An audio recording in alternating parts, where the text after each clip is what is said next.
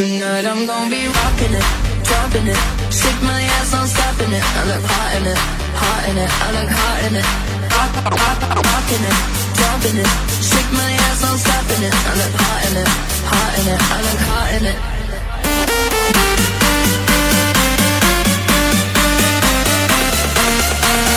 Funky fresh blow.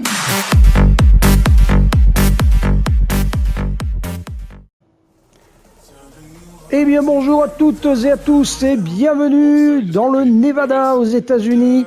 À quelques kilomètres de Carson City, on se retrouve sur le circuit du Trial Mountain.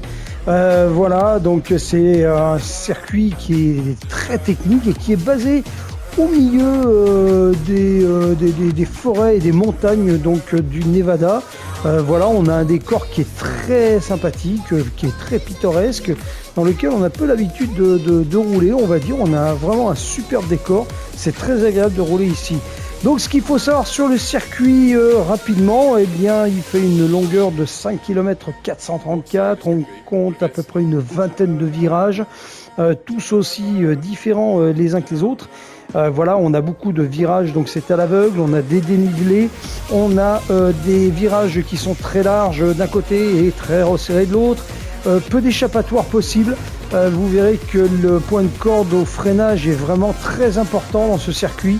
Il faut vraiment bien mesurer à quel endroit on va freiner et bien repérer. Donc pendant les essais libres, lors des roulages, on fait très attention à ça, c'est de bien repérer tous ces points de corde qui vont nous permettre d'emmener la voiture là où on veut, car là il faut savoir que 1 mètre de freinage de trop, on va dire, d'attendre un petit peu trop, eh ben, on part tout droit, on est dans le mur, hein. C'est radical. Et les bordures, vous verrez que les échappatoires, il y en a très peu, et il y a beaucoup de vibreurs qui sont, comme vous pouvez le voir, qui sont qui sont près de la bordure. Des cailloux, et on a vite fait d'abîmer la voiture, de foncer et puis de casser quelque chose et de ne pas pouvoir terminer le Grand Prix. Le style de pilotage, donc, il demande un grand équilibre entre la vitesse et la maîtrise, hein, vous verrez. On a des lignes droites qui permettent d'atteindre des vitesses très importantes, notamment la ligne droite sous le tunnel, comme à l'écran. Donc c'est une très grande ligne droite voilà, qui passe sous les montagnes et sur laquelle on peut atteindre une vitesse qui est très élevée, d'accord. À savoir qu'à la fin de cette grande ligne droite, faire attention parce qu'on a un virage gauche qui est relativement large, mais sur lequel on a vite fait de partir tout droit aussi, si toutefois on rate ce fameux point de corde et ce fameux point de freinage. Au niveau de l'atmosphère, c'est un circuit qui est très immersif, voilà, grâce à son environnement naturel, hein, c'est vraiment très immersif et agréable. On a des belles montagnes en arrière-plan et des falaises rocheuses, ainsi que des arbres denses qui bordent la piste.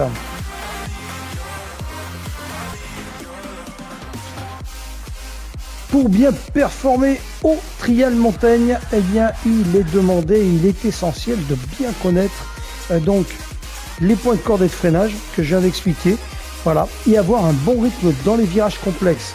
Alors il faut savoir que les dépassements ils vont être difficiles parce que c'est un circuit qui est très compliqué au niveau des dépassements, de par le teneur de son circuit qui est quand même relativement étroit dans, on va dire, la majorité des circuits, surtout au niveau des virages qui sont quand même pas évidents et sur lesquels on peut pas trop s'amuser à doubler dans les virages. Vous le verrez, c'est assez compliqué parce qu'il faut bien avoir ce balancement entre la gauche et la droite. Et on a malgré tout 2 grandes lignes droites. On a la ligne droite des stands qui est quand même assez balèze, plus la très grande ligne droite sous le tunnel qui nous permet quand même de doubler lorsqu'on est en pleine puissance. Voilà, on a des virages dans lesquels on peut s'exercer un petit peu à doubler les autres concurrents s'ils sont plus lents. Par contre, certains virages, il faut faire très attention parce que quand on double, on va aller chercher le point de corde ou le point de freinage un petit peu plus tard et il peut être fatal dans le sens où les virages sont très anguleux. Voilà, et peuvent nous rappeler tout de suite à l'ordre, hein. Donc il faudra vraiment qu'on soit vraiment attentif à tout ça. Nous avons aussi des descentes qui offrent quelques opportunités. Vous verrez, il y a 2 descentes qui permettent quand même aussi de bien doubler, qui donnent beaucoup d'élan à la voiture. Donc là, il faudra qu'on essaye de faire quelque chose.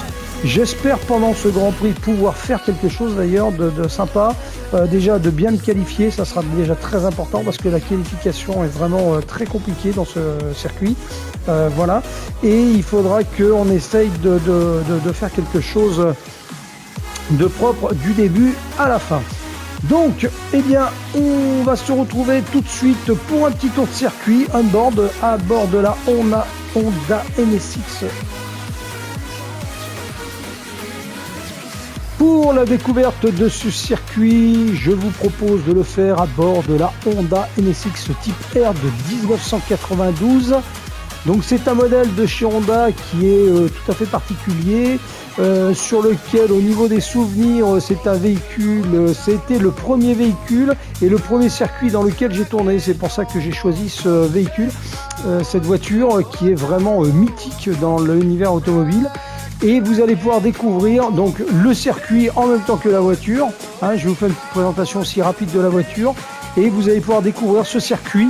Donc on-board, on va faire un petit live on-board de façon à pouvoir vous faire découvrir le circuit depuis le poste de pilotage et vous montrer un petit peu tous les aspects techniques et difficiles de ce circuit.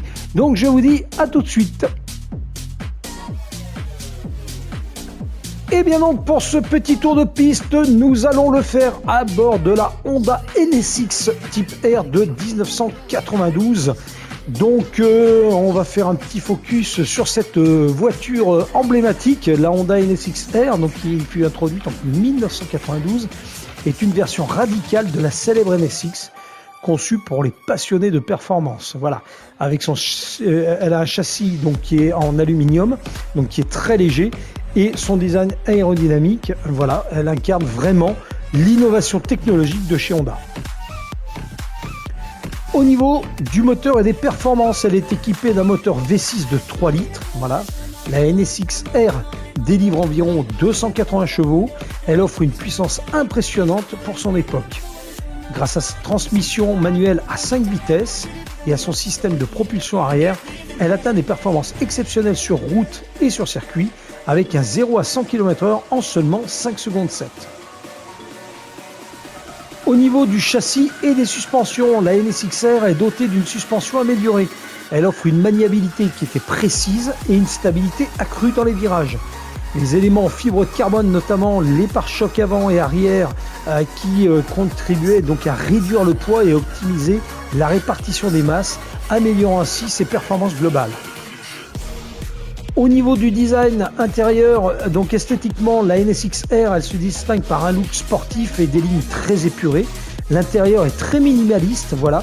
Il est conçu pour le conducteur, avec des sièges baquets en tissu et une instrumentation qui est axée vraiment sur la performance. Voilà, chaque détail avait été pensé pour réduire le poids tout en conservant le confort du pilote. Donc, en héritage, on va dire, la Honda NSX R est devenue vraiment un symbole de performance à la japonaise et elle reste un modèle prisé des collectionneurs. Son mélange de technologie avancée, de design élégant et de performance inégalée a laissé vraiment une empreinte durable dans le monde de l'automobile.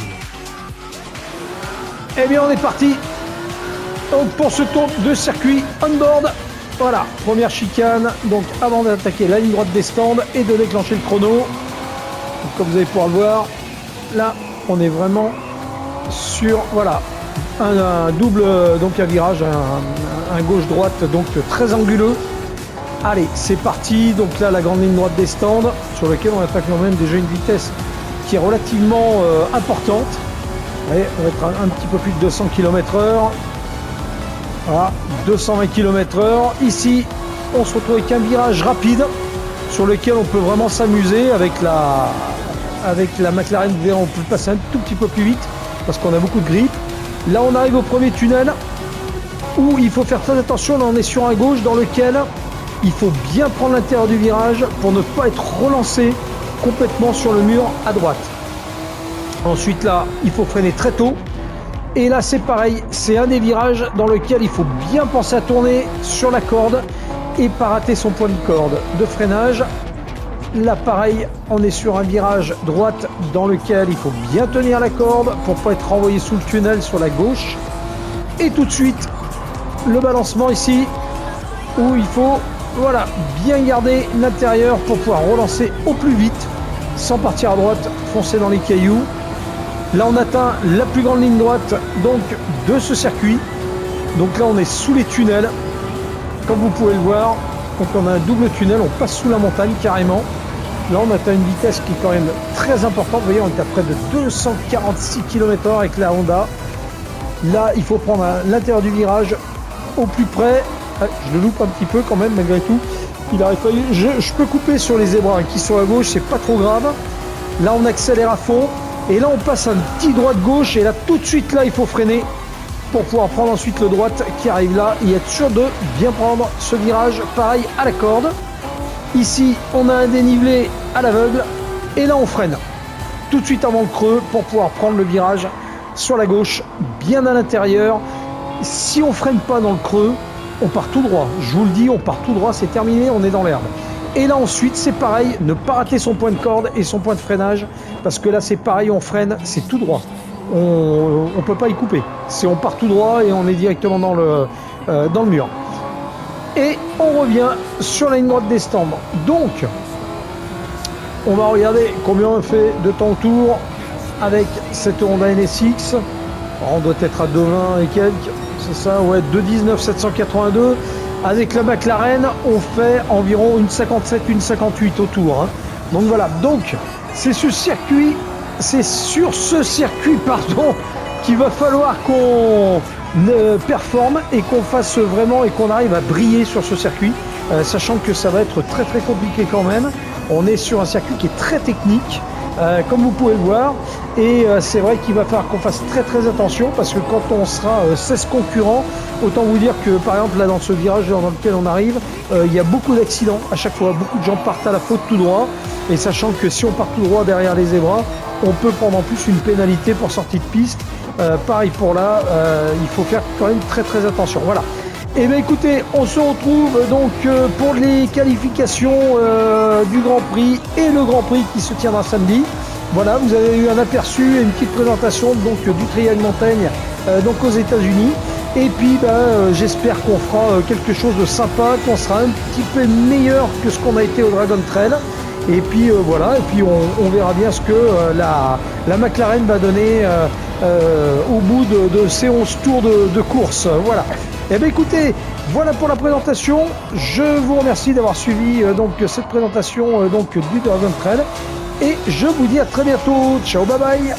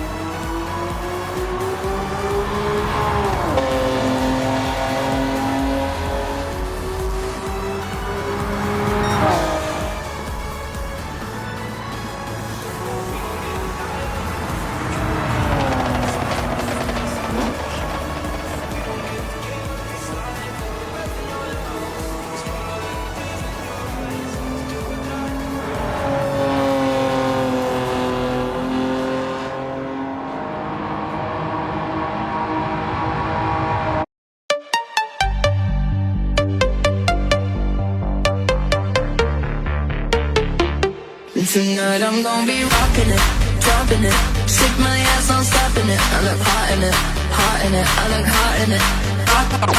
Rocking it, dropping it, shake my ass, I'm stopping it. I look hot in it, hot in it, I look hot in it.